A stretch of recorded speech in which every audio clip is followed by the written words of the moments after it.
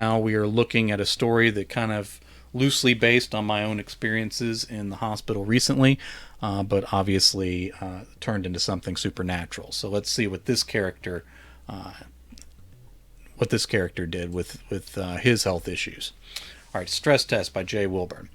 Josh Wilkes registered for his 7:30 a.m. outpatient procedure at 7 o'clock sharp with his wife by his side. She never seemed to leave him over the past week. Let's make that, I need to change the tense there to make that correct. Past participle is what we're doing here.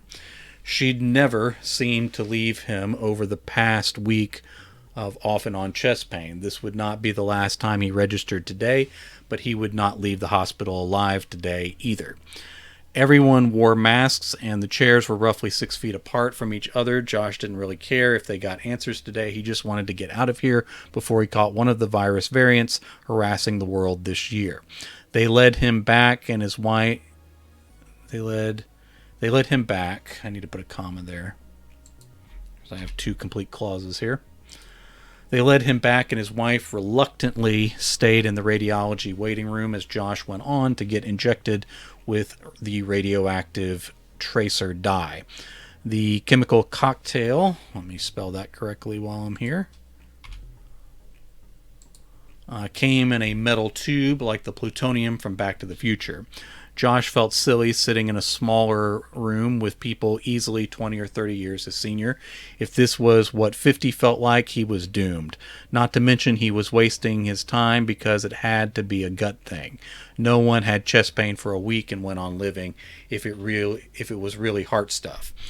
He got his initial scans, was hooked up with leads, and then started walking on the treadmill. He clutched his chest within the first few seconds, but he could see the EKG from where he walked, and there was zero change. His heart fluttered once, and then again, not a blip from the machine. It felt like his heart skipped a few beats, and the pain turned into a crushing weight, but no signal that there was anything wrong, so he kept walking. Had to be a gut thing. Maybe that hernia that came up from your stomach. Let's say maybe that type of hernia.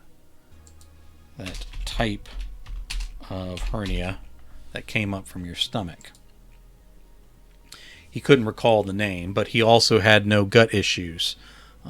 He also had no, let's say, symptoms. No clear symptoms of gut issues. All right. Moving right along, everything was working smooth and solid. Every gut problem he looked up, the only symptom he had was pain and was mostly in the wrong place. He prayed to whoever might be listening that it wasn't a heart thing after all. As they led Josh to the final blood flow scan, his heart throbbed with agony. They pulled him up from the table quickly and had him remove his leads in the bathroom. Let's say the adjoining bathroom.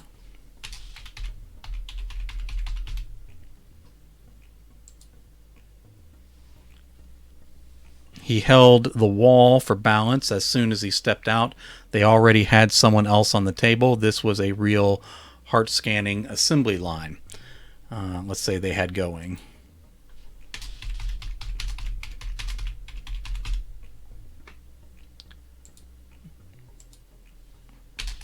All right.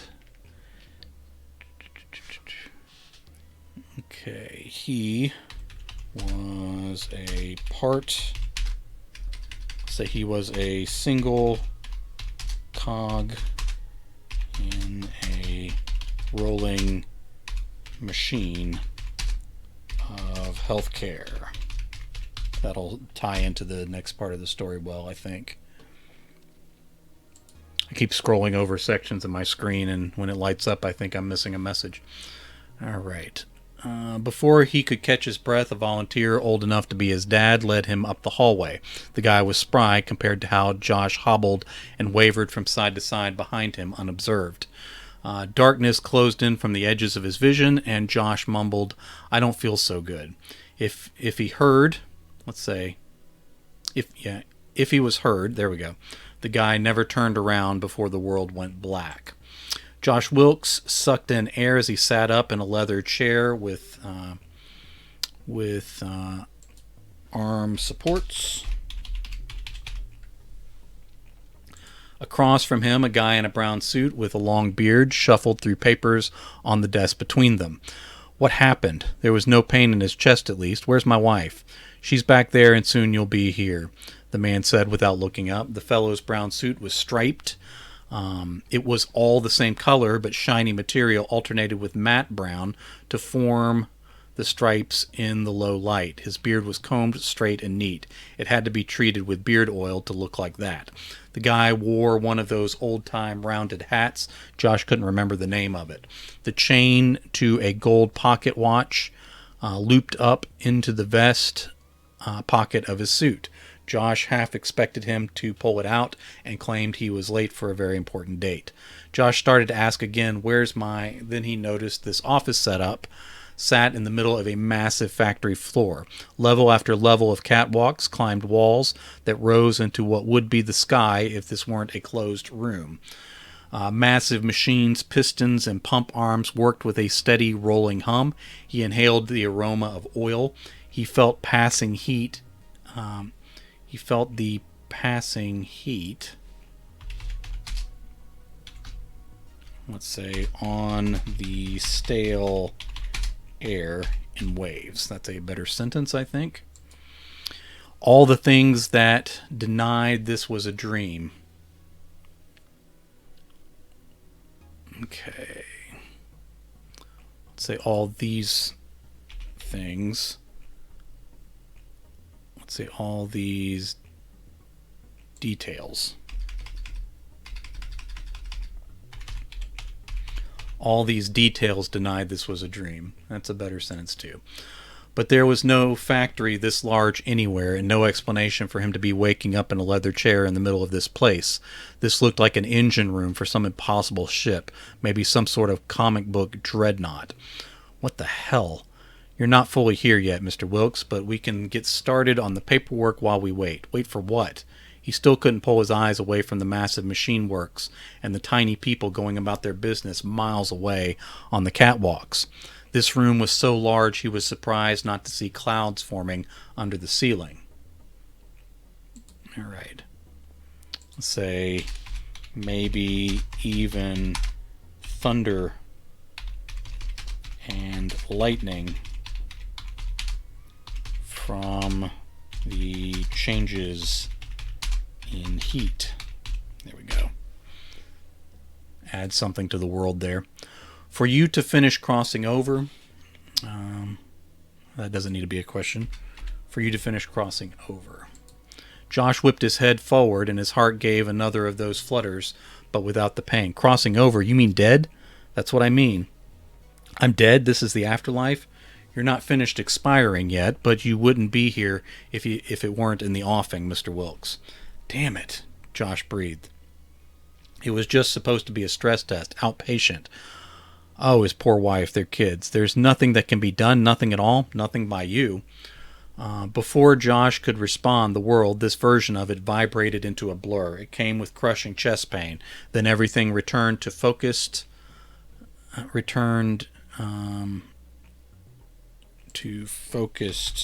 reality, along with the machine noises and dirty lubricant odors.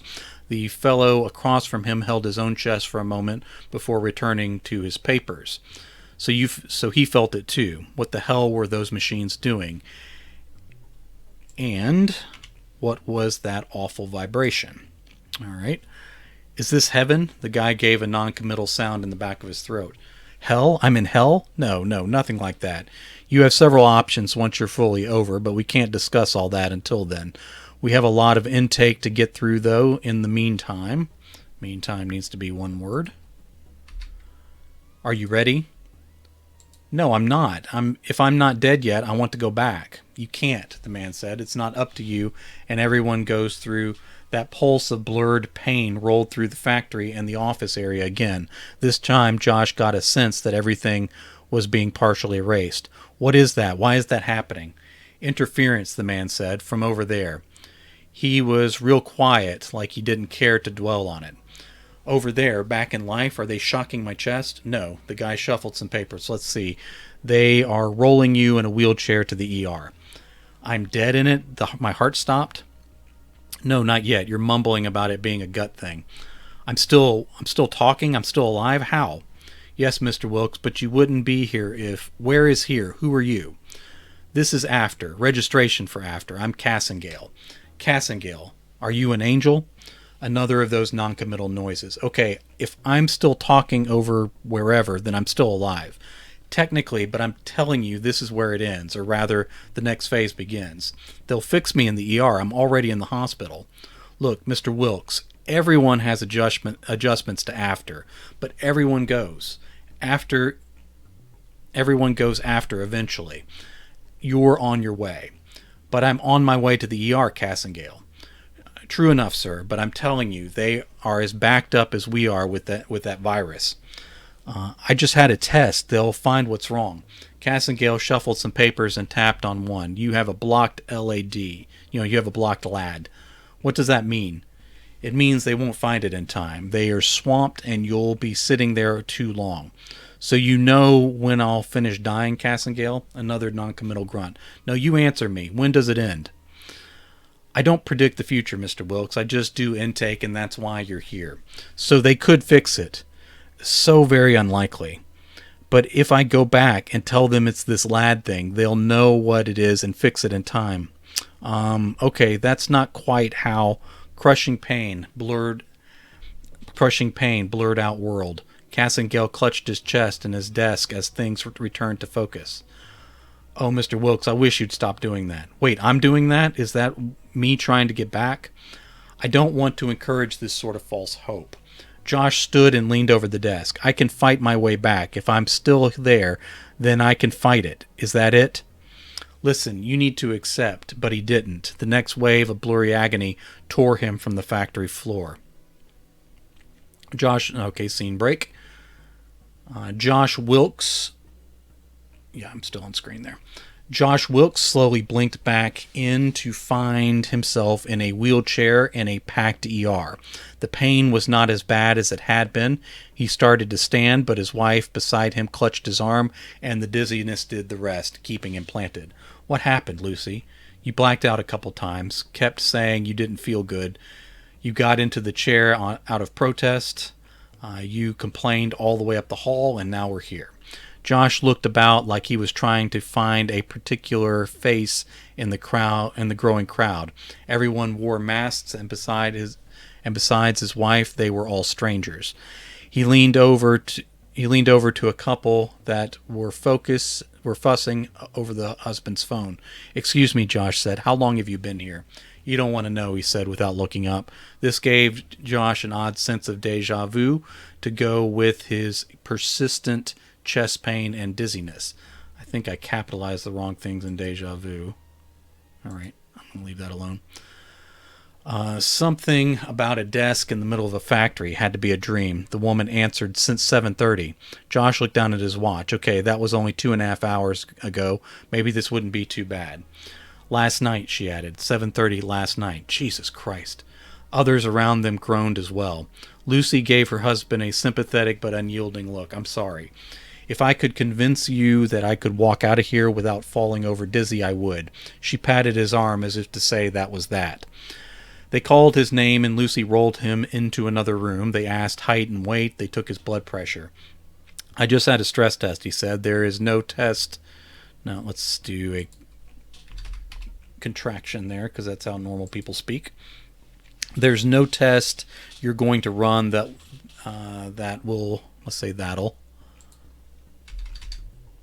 find out more than that. So get those results."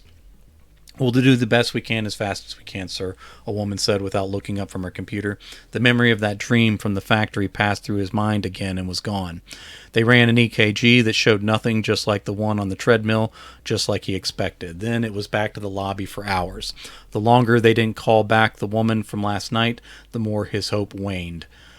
Sitting in an ER for hours allowed Josh to learn the details of many people's lives and their medical histories. There was no privacy or secrets out here. The elderly woman in the wheelchair across from him in pink pajamas had broken her back a few days ago. The tall man over to his left, also feeling chest pains, had complications from surgery a few days prior. Another 86-year-old man in the corner behind Josh was told if he fell over again he would die. Now they had him propped up in a chair. He spoke very loud and reminded Josh of one of his late uncles. Josh rubbed his chest and sighed as they entered hour 4. Is it getting worse? Not great, he told Lucy. If you could walk, would you make me take you home? He sighed again and said, this may be the fastest way for us to get the stress test results. I want to know something. All right. Tom says, what do you think is something to focus on when writing a short story that doesn't need to be the point of focus for longer works? Okay, that's interesting. Actually, I think you have more freedom in short stories. The fact that it's a shorter space means to be concise, so everything that you can cut is good, and especially cutting from the beginning. I have a tendency to kind of weave my way into a story, especially when I'm writing here on stream, because I'm kind of figuring it out as I go. But the beginning of the story is the place to cut. So even though you're trying to be concise with a short story, I do think you have more freedom in the sense that you can write ideas in a short story that probably would be more difficult to do in a novel. So in that sense, I think the field is wide open for what you can do in a short story. And again, you can write anything you want as a novel. So technically, anything that can be a short story can be a novel, but you're kind of safe for experimenting with short stories. In terms of the short story, I think a particular tone is important. So it can be a multiple tone, like a tone with layers. So whereas a novel can kind of go back and forth between different tones from scene to scene, I think a short story benefits if you want it to be moody and dark, then you kind of have that be an underlying theme all the way through. If you want it to be humorous but tragic, even though those things are opposite, you can focus on those cross purposes and kind of have that be a theme all the way through. Now, of course, the emotional levels can go up and down, and probably should, but I think identifying the tone of your short story, like what kind of feeling are you putting across as you're developing your characters, developing the plot. I do think the action is important, and by that I don't mean that it has to be, balls to the wall, like car chase all the way through. But like something needs to happen. So even when you kind of have a cerebral story, I guess a little like this one where people are thinking things through, you always kind of have to think about moving the action. Now, that's also true in novels. You don't want to have too many transitional chapters, but I think in a short story in particular, you want it to move forward. So everything needs to kind of move the story along to its ending. Even when you're kind of up inside the character's head, those pieces need to tie into something else and kind of pull you forward as well. I do think in a short story in particular, it serves you to figure out what the themes are, and I don't think you have to figure that out in the first draft. A lot of times you'll notice those themes in the editing. So you'll go through and be like, oh, I have a lot of blood symbolism in this story, so I'm going to focus on that more. Or like with this one, I kind of had him go into a factory floor in the afterlife. So I kind of saw the opportunity earlier on when they were kind of moving people like an assembly line to mention like being pieces inside a factory. So like with a short story in particular, whether it's 2,000 words or 8,000 words, whatever, I think the more of those pieces you find, like those hidden themes that maybe you didn't notice in the first draft, like in this case, the fact that it's healthcare and it's in the afterlife is a factory and they're just kind of trying to move people through. That wasn't really a theme I was going for when I first wrote it, but in this edit and in the next one, I'm probably going to focus on that factory facing the crowd sort of idea as I draw that out. And so for a short story in particular, if you can find those things and kind of connect them through, even though it's not the main purpose of the story, it's the through line that's going to kind of connect it all for the reader to where all the pieces of the puzzle kind of make sense. Again, all of those things can apply to novels as well, but I think they're particularly important when it comes to short stories. That was a good question, and it's actually kind of one that I roll around in my head almost continuously when I'm writing short stories. All right. Someone coughed thick and wet across the room. They must have had the virus. Josh rethought his position. They rolled him back for an x-ray. He did that sitting down. Then they rolled him to blood work, but of course, which of course showed nothing. I hate this, he said. You don't have to stay, the woman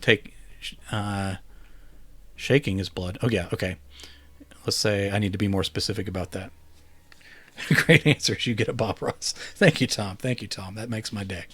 The woman shaking the vials of his blood she had just taken said, "We'll take care of you. It will just be a long wait." "Are you married?" Josh asked. "Yes. Why?" "Because if you're married, then you should know that going or staying isn't entirely up to me." She laughed, but in a way that showed she didn't really find him all that funny. They rolled him back out, but his spot was taken. They moved his wheelchair up a hallway where other people sat. Lucy squatted on the floor beside him. Yeah, we'll just leave it at that. I was going to put then or now, but I don't really need that. Speaking of adverbs, you don't need. Time to get to know new people. One black kid hurt himself at work, and now he was stuck here. A man with his wife needed a transfusion. He was on chemo, and they sent him to the ER. She pulled down her mask to call the clinic to make an appointment somewhere else, but they told her there were no appointments. She cried, cursed, hung up, and held her sleeping husband's hand. They looked younger with their masks on. Josh caught a glimpse of himself in a mirror earlier and thought he looked older, pale and older. Pain stabbed his chest, and he breathed through it. Lucy walked to the admin desk and then back. "They say you can get food. What do you want me to pick up for dinner?" All right, let me put a question mark there while I'm at it. All right. Josh looked at his watch and groaned. He was coming up on 12 hours since he registered. He was at 9 hours in the ER alone. "Just sandwiches will be fine." She kissed him and walked out. He slumped over his painful chest and endured. His vision wavered and then darkened. Pain hammered. He tried to pull a breath but didn't get much. "Oh, Jesus," he said. Too quiet to be heard. "I don't feel so good." Josh sprung awake in the leather chair and that impossible factory floor. In the leather chair on that impossible factory floor across the desk from Cassengale with his perfect beard suit and hat. He remembered everything then. "Oh God, I forgot about that artery thing." "The lad?" "Yes, that. Did I die?" Cassengale sighed. "Not quite yet, but seriously, just relax. This happens to everyone." "No, if I'm alive, I can be saved. I've sat for 9 damn hours. I can go on." Cassengale shrugged. "Maybe for a while, but I already have your paperwork started. This won't take long." "No, you send me back and let me remember what is wrong to tell the doctors." "It doesn't work like that, Mr. Wilkes." "Well, make it work like that. I'm still alive. Let's not screw around." "Mr. Wilkes, Josh, this is inevitable. This is going to happen. You said you couldn't predict. You said you couldn't predict the future." Let's be specific.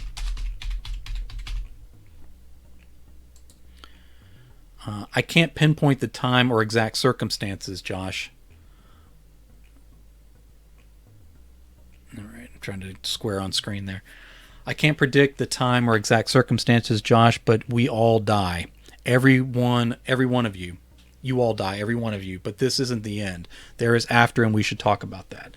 Armand Rosamilia, I made coffee, rolled out of bed, coffee brewing." All right, man. You made it.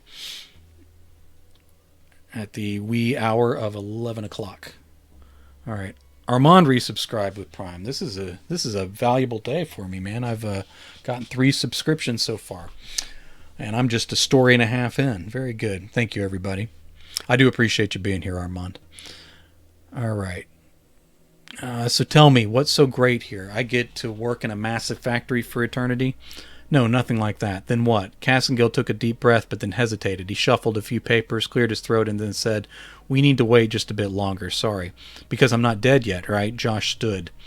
Cassengale leaned back in his old-fashioned desk chair and said, "Calm down. There's nothing special about still being alive for a little while." "I disagree."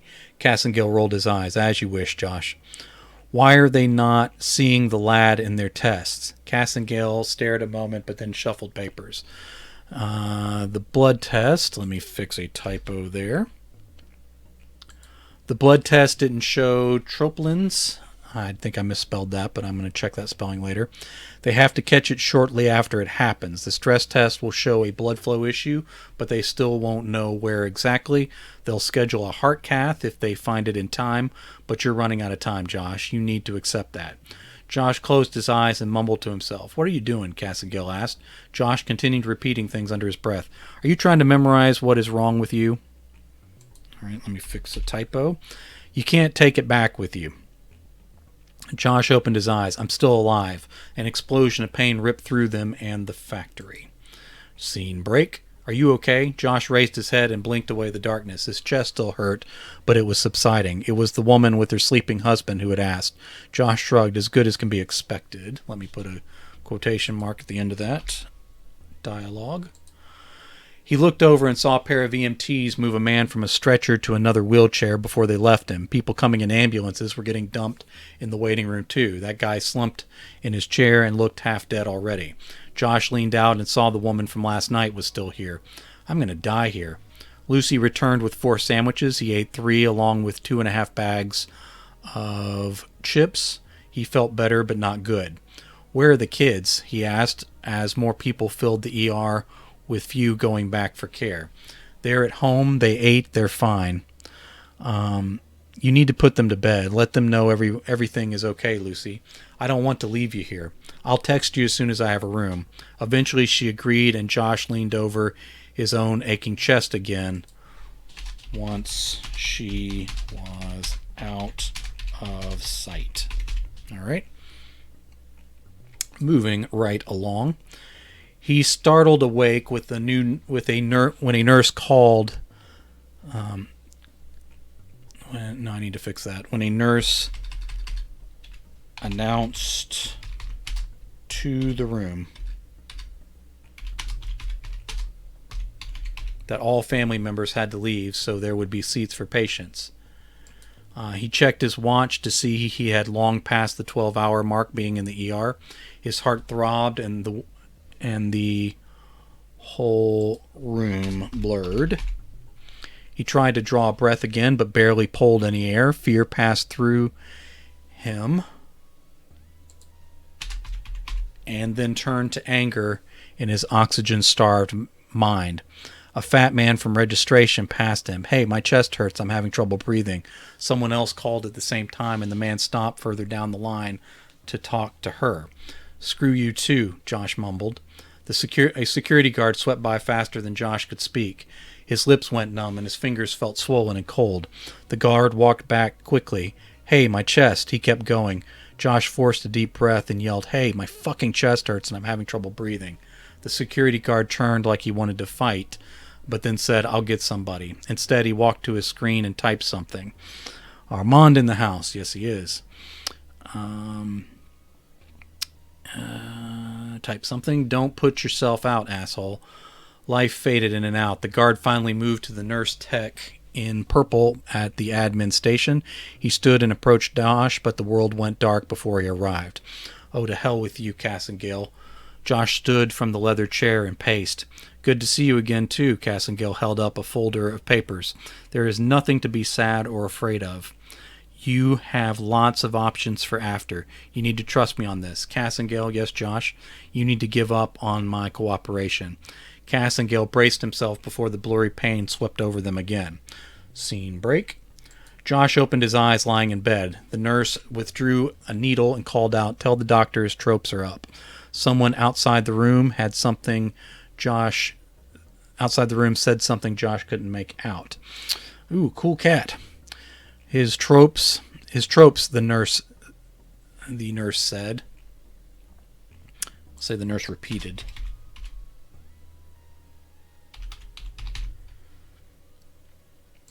His tropes are up. Yup. What's wrong with this woman? Is she having a stroke? Tell the doctor now. What does that mean? Josh managed to ask. They indicate a stress event on the heart, possibly damage. A heart attack, someone else said. They moved Josh to another chair in the back hall of the ER itself. They failed to get an IV on one arm, but got it on the other. His skin was starting to look really beat up. I'm giving you a shot of heparin to thin your blood and keep this from happening again. Right behind that nurse, another hooked him up. Let's say another man hooked him up to a drip of the same stuff. In short order, the cardiac team came by in small groups to introduce and explain the heart cath scheduled for the next morning. Josh texted Lucy to tell her not to come, but she did anyway. Around 3 that morning, she went back home to rest and get the kids up in the morning. To get the kids up the next day, let's see. Josh didn't sleep well sitting in that chair, and he quietly hated everyone around him who did sleep. The medicine drip at least eased the pain. He asked for Tylenol a few times during the night, but never got any. The next morning, he moved to a bed, but was still in the hallway. Josh texted... All right. Let's say patients on respirators were rolled back and forth all night. All right. Josh texted to tell his wife to be there by 11 for surgery. Let me fix that.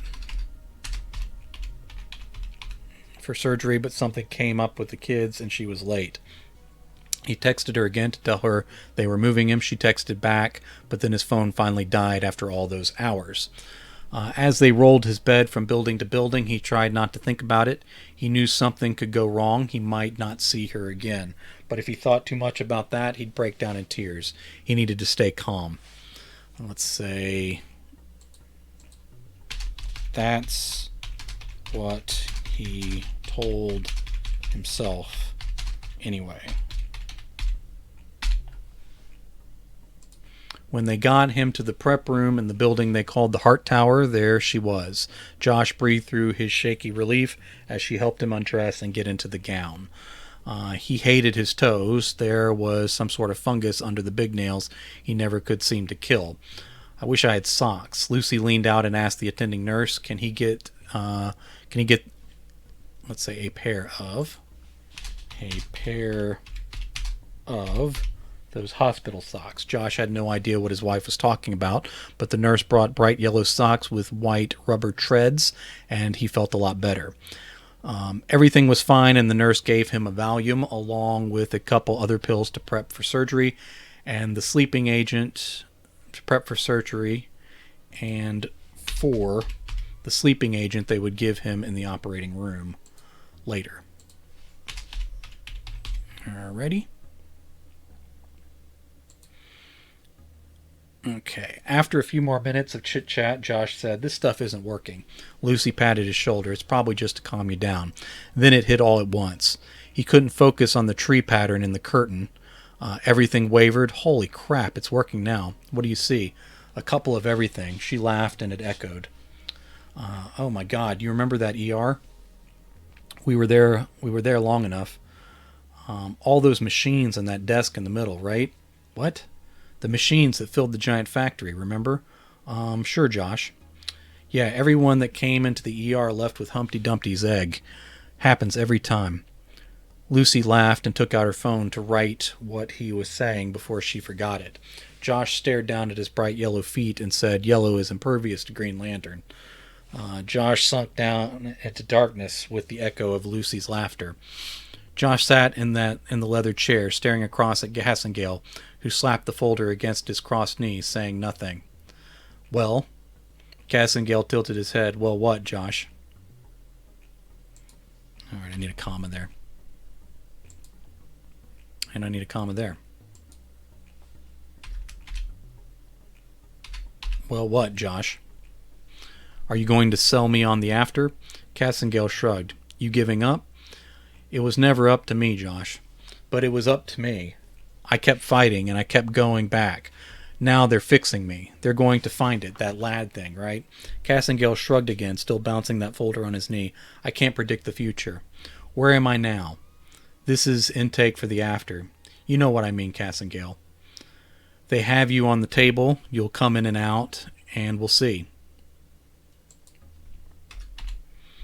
And we'll see how it finally plays out. All right. Josh narrowed his eyes. I could still die.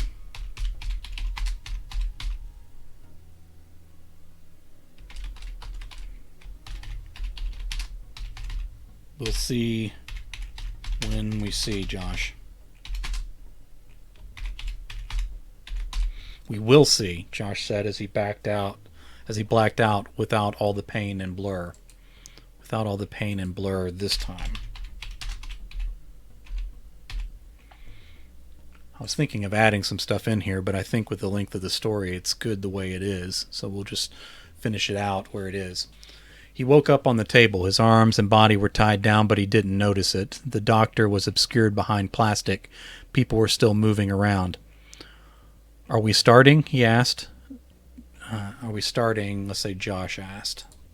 I need to specify here because I was just talking about the doctor. 25 minutes in, someone out of his sightline said. Is it finished? Not quite yet. I'm awake. That's fine. You'll be in and out. It's not the same as anesthesia. All right, scene break. All right. They're 25 minutes into the heart cath, Josh told Cassengale, who drummed his fingers on Josh's folder in his lap. I know. They're going to find the lad thing. Probably. I'm not staying here. I was never rooting against you, Josh. I'm just here to receive you and give you your options for the next life. Wait, reincarnation? That's what happens after? Cassengale sighed. I'm not supposed to tell you that yet. So which religion was right? None of them. Don't worry about it. I'm awake again. Really awake. All right, there's a scene break, sorry. You're coming in and out without realizing it. Is it going well? You'll be fine, Josh. Just hang tight. Am I asking too many questions? It would be good if you let us focus. Okay, how much longer do you think? They went on talking to each other as Josh faded back out. Josh went in and out a few more times, but never remembered where he went once he woke up again. Everyone appeared to be cleaning up the room. Two women seemed to be sitting behind glass, but Josh couldn't tell if it was a reflection or not. The doctor was still concealed behind that plastic barrier. Then there was that guy with a beard behind the desk. That guy smiled at Josh and said, "Good luck, Mr. Wilkes. I see you when you were ready." How many people were in here? Josh asked. 4. It seemed like more. All right, scene break. And then here's the end. This is where I'm not sure if there needs to be something more. They told Josh and Lucy Wilkes that it had been the lad, the lower anterior descending artery. It had been 100% blocked. It took 2 stents to repair. And I need a comma there. And he'd need 12 weeks of cardiac rehab. When they posted it on Facebook, person after person called that the Widowmaker and said it had killed someone in their family. Josh was told again and again he was lucky to be alive. He felt lucky. It felt like a close thing. He had his heart attack on Tuesday, same day as the stress test, and was home on Thursday. Life stayed surreal for Josh Wilkes for a long time. He felt very much like he was on borrowed time. Let me put in the missing word here. Every little thing he did, he'd think that if he died on that Tuesday, he wouldn't have been here for this. That surreal feeling stuck with him. I already said this. That